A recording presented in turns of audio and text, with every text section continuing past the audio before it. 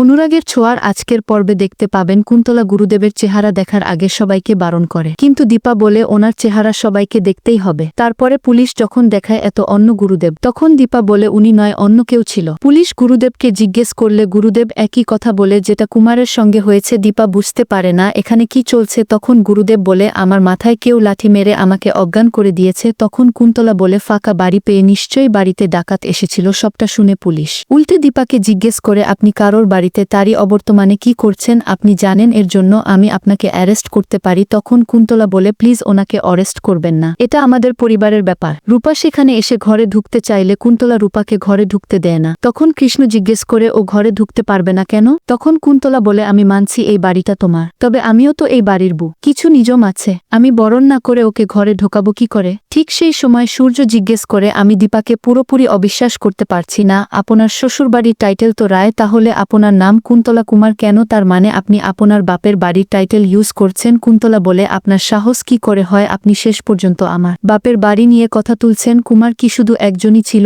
অন্যদিকে বিমল বাবু অস্থির হয়ে উর্মিকে জিজ্ঞেস করে আমার বৌমাকে আপনি দেখেছেন? ওকে না নিয়ে গেলে আমার যে কি অবস্থা হবে? তখন উর্মি বলে কি অবস্থা হবে মানে? ঠিক আছে, আপনি টেনশন করবেন না, আমরা সবাই মিলে ক্যাব বুক করে যাচ্ছি। অন্যদিকে দীপা বলে সবাই আমার জন্য মাথা নিচু করে দাঁড়িয়ে আছে, তবে আমি তো শুধু আমার মেয়ের জন্য। কুন্তলা বলে মেয়ের জন্য মানে? রুডি তুমি কি ওনার মেয়েকে কিডন্যাপ করে বিয়ে করেছো? ওদের দুজনের দেখা হয়েছিল পাবে আপনি আমাকে বলুন তো? ভদ্রবাড়ির মেয়ে পাবে আকণ্ঠ মদ গিলে কি করছিল? রূপা কুন্তলাকে বলে সবাই মিলে আমার মাকে কাঠ গড়ায় দাঁড় করাচ্ছে, কিন্তু আমার মা তো শুধুমাত্র সত্যিটা জানার জন্য এই কাজটা করেছে। তখন কুন্তলা বলে তোমাকে আমি কিছু বলতে চাই না, আমি তো সৎ শাশুড়ি। ঠিক আছে, আমি গুরুদেবকে আর আমার ছেলেকে এখান থেকে নিয়ে চলে যাব। সোনাকে বরং আপনারাই নিয়ে যান, ওর ছেলে হোক বা মেয়ে হোক সে তার বাবা ছাড়াই বড় হবে। যেরকম রূপা হয়েছে তখনই সোনা বাড়িতে আসে আর বলে আপনি তো আমাকে আটকে রাখতে চেয়েছিলেন, কিন্তু আমি চলে এসেছি। দীপা কিছু বোঝানোর চেষ্টা করলে সোনা বলে প্লিজ মা, আমি যেটা বলছি সেটা আমাকে বলতে দাও, আমি সব কিছু জানি। বন্ধুরা আপনাদের মতামত কি কমেন্ট করে জানান, আর পরবর্তী আপডেট পেতে অবশ্যই আমার চ্যানেলটি সাবস্ক্রাইব করুন।